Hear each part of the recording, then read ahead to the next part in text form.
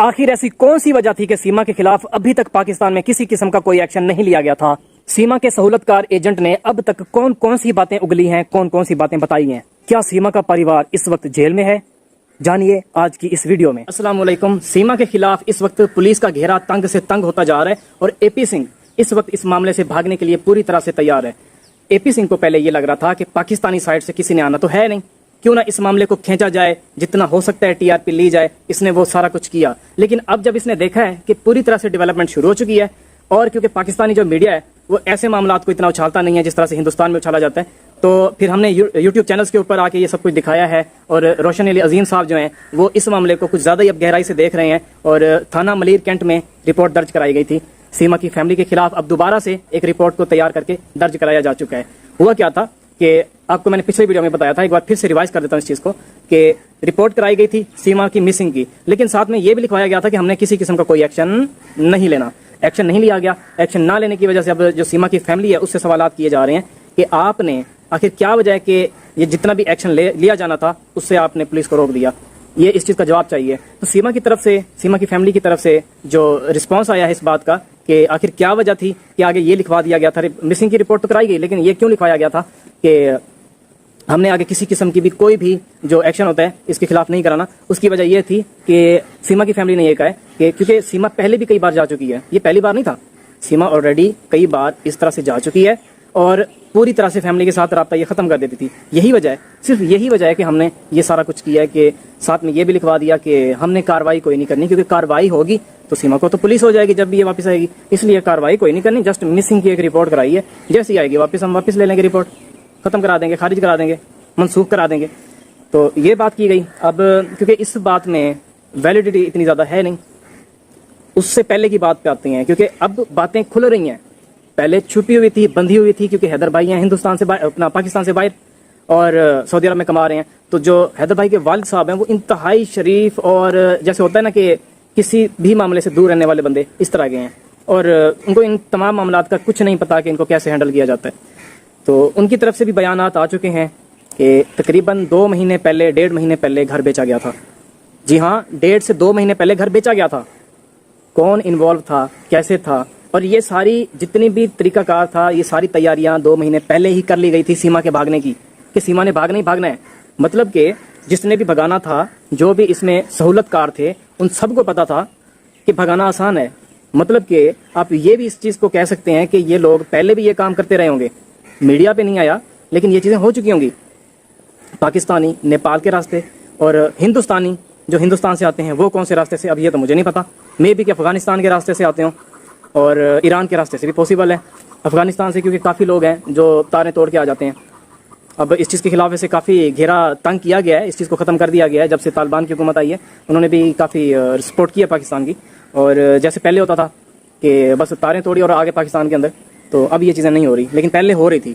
मतलब कि अगर हम कहें कि पहले हिंदुस्तान से लोग आते थे पाकिस्तान, वाघा बॉर्डर को छोड़ के, बाकी बॉर्डरों को छोड़ के, तो वो अफगानिस्तान के रास्ते आ सकते थे, क्योंकि अफगानिस्तान के साथ जब तक तालिबान की हुकूमत नहीं थी हिंदुस्तान के ताल्लुकात अच्छे थे। तो एक तो अब बात कर लेते हैं पहले घर वाली, कि घर बेचा गया, इसमें अकेला बंदा तो बेच नहीं सकता, अकेली औरत तो बेच नहीं सकती। जिसने भी घर खरीदना है, जो भी बंदा घर खरीदने आएगा, क्या आपको लगता है कि वो बगैर किसी जाँच के खरीद लेगा? वो ये भी तो सोच सकता है ना कि औरत घर बेच रही है, कोई गड़बड़ तो हो सकती है।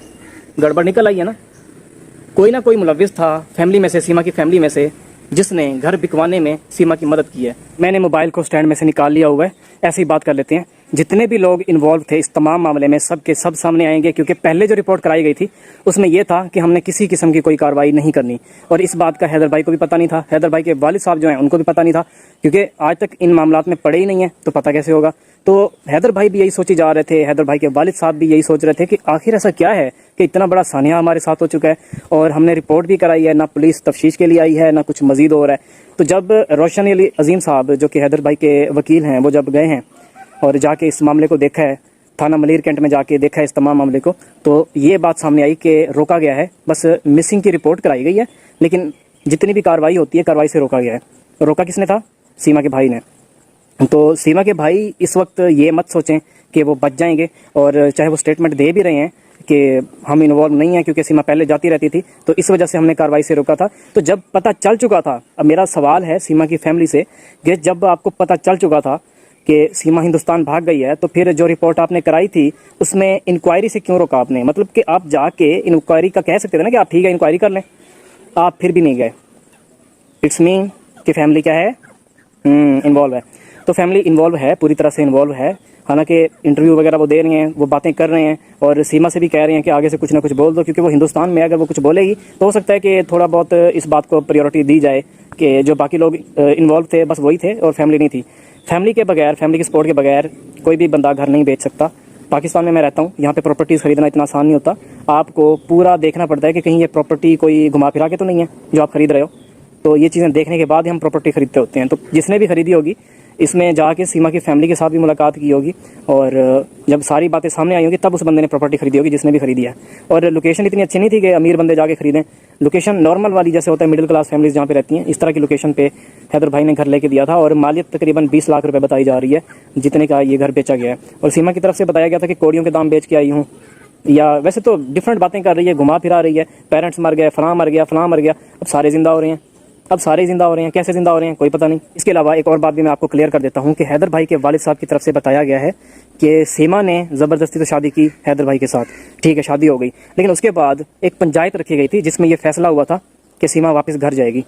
सीमा वापस घर गई और हैदर भाई ने 6 लाख रुपए दे के सीमा को वापस लेके आए थे। तो सीमा के 6 लाख रुपए भी भरे गए थे, फैमिली को इसके दिए गए थे। तो कहा जा सकता है कि ये चीज़ें शुरू से ही चलती आ रही थी कि किस तरह से किसी बंदे को लूटना है। शायद वाली बात है, मैं कंफर्म नहीं कह रहा, हो सकता है कि कोई रूल हो इनका, लेकिन फिर भी अगर रूल कोई नहीं था और 6 लाख वैसे दिए गए थे तो ये फिर अच्छी बात नहीं है कि आप इस तरह से कर रहे हो। अब शायद आपके माइंड में एक बात आए कि ये बंदा 6 लाख रुपए वाली बातें क्यों कर रहा है, आखिर ये बात करने वाली तो नहीं है। ठीक है, सीमा की फैमिली ने 6 लाख रुपए ले लिए। यहाँ पे एक बात है जो कि बहुत ही मेन बात है, जो मैं आपसे क्लियर कर लूँ कि देखिए क्या हुआ था, पंचायत हुई थी, जिरगा बैठा था, जिरगे में बहुत सारे लोग होते हैं। अब वहाँ पे ये फैसला हुआ कि सीमा जो है अपने घर वापस जाएगी। सीमा वापस चली गई, मतलब कि फैसला हो गया। हैदर ने शादी की, शायद दोनों ने भाग के शादी की हो। जिरगा ऐसे नहीं बैठता होता, जिरगा उस वक्त बैठता है या फैसला सरदारों की तरफ से उस वक्त किया जाता है जब इस तरह के मामलात हों कि कोई भाग के शादी कर ले। तो इनकी तरफ से हो सकता है कि इस तरह से भाग के शादी की गई हो। बाद में सीमा की फैमिली ने या फिर जो बलोचों के सरदार होते हैं उन्होंने ये फैसला दिया हो कि नहीं, जो दूसरी तरफ की फैमिली है उनको भी बुलाया जाए और हम इस चीज़ का बाकायदा फैसला करेंगे। तो ये बाकायदा तौर पे फैसला हुआ था। उसके बाद 6 लाख रुपए गए थे। अब जो मेन चीज़ है वो आप अपने माइंड में रख लें कि जिरगे में फैसला हुआ, जिरगे में जितने भी लोग थे वो सारे इन्वॉल्व हुए, पेपर वर्क भी हुआ होगा, पेपर वर्क भी होता है इसमें। तो वो पेपर वर्क जो होता है वो सिर्फ सरदारों के पास नहीं रहता, वो पुलिस स्टेशन भी जाता है। इतना नहीं है कि सरदारों ने खुद आपस में फैसले कर लिए और पुलिस को पता ही नहीं है और जो गवर्नमेंट है उनको भी पता नहीं है। वो सारे डॉक्यूमेंट्स फिर पुलिस स्टेशन भी जाते हैं। तो इन तमाम चीज़ों की कॉपी कहाँ पे जाएगी? अब थाना मलीर कैंट जाएगी। वहाँ पे जाएगी तो सारी बातें खुलेंगी। और ये जो सीमा की तरफ से बार बार झूठे बयान आ रहे थे, झूठे बयान सिर्फ इस वजह से आ रहे थे क्योंकि सीमा ने पाकिस्तान में अपने सहूलतकारों, मतलब कि अपनी फैमिली और बाकी जो सहूलतकार हैं इसके, उनके ज़रिए रिपोर्ट में ये लिखवाया था कि हमने किसी किस्म की कार्रवाई नहीं करनी। यही वजह है सीमा बन के चढ़ के बातें कर रही थी। और सीमा का साथ कौन दे रहा था? एपी सिंह दे रहा था ना। तो ये बढ़ चढ़ के साथ देना, इस तरह की बातें करना अब इनका गायब हो जाएगा, क्योंकि जो इन्होंने कांड किए हुए थे, जो इन्होंने चीज़ें की हुई थी उसके मुताबिक यही था कि पाकिस्तान में रिपोर्ट हमने की नहीं हुई। रिपोर्ट चलो की हुई है लेकिन कार्रवाई से रोका गया है, कोई भी इदारा आगे नहीं आएगा, लेकिन इदारे आ चुके हैं। अब सीमा क्या करोगी बताओ मुझे? अब सीमा कुछ भी नहीं करेगी, जो भी करेगी पाकिस्तान और हिंदुस्तान की गवर्नमेंट करेगी पहले, क्योंकि इसी चीज़ का कॉन्फिडेंस था सीमा के अंदर कि हैदर भाई जो हैं उनके वालिद साहब भी इतना पढ़े लिखे हैं नहीं, उनको पता चलेगा ही नहीं। बस ये सोचते रहेंगे कि यार रिपोर्ट तो कराई हुई है, कुछ ना कुछ हो ही जाएगा। और इसको ही पता था इस बात का कि रिपोर्ट तो हमने कैंसिल करा दी हुई है। तो रिपोर्ट कैंसिल वाली जो है, या जिस पे एक्शन ही कोई नहीं लेना, इस तरह की रिपोर्ट का पता होने के बाद इसने इस तरह की बड़कें मारी हैं, इस तरह की बातें की हैं और अपने आप को फंसा दिया है। अगर ये इस तरह से सोशल मीडिया पे ना आती, सोशल मीडिया पे बिल्कुल भी ना आती और चुपचाप रहती, तो क्या होना था कि किसी को इतना पता ही नहीं चलना था। हैदर भाई का भी किसी को खास पता नहीं चल पाना था और इस मामले का भी बस यही पता होना था कि कोई औरत भागी है, बच्चे लेके भागी है, बस इतना ही पता होना था, मैक्सिमम इतना पता होना था। जो वकील साथ मिल रहे हैं हैदर भाई के, जो आवाम मिल रही है, जो हिंदुस्तान से आवाम मिल रही है, वो चीज़ नहीं होनी थी। जैसे बाकी मामला छुप जाते हैं, जो एजेंट भगाते हैं, सहूलतकार बन के भगाते हैं, हिंदुस्तान भगाते हैं या हिंदुस्तान से इधर लेके आते हैं, उन्होंने अपने काम इसी तरह करते रहना था। अब इन लोगों से बहुत बड़ी हो गई है गलती। इस गलती का खुमियाजा ये लोग भुगतेंगे और बहुत बुरी तरह से भुगतेंगे। और जैसा कि अब जो हमारे हिंदुस्तानी भाई हैं कमेंट सेक्शन में लिख रहे हैं कि सीमा क्या करेगी, चक्की पीसेगी। कहाँ पे पीसेगी? जेल में।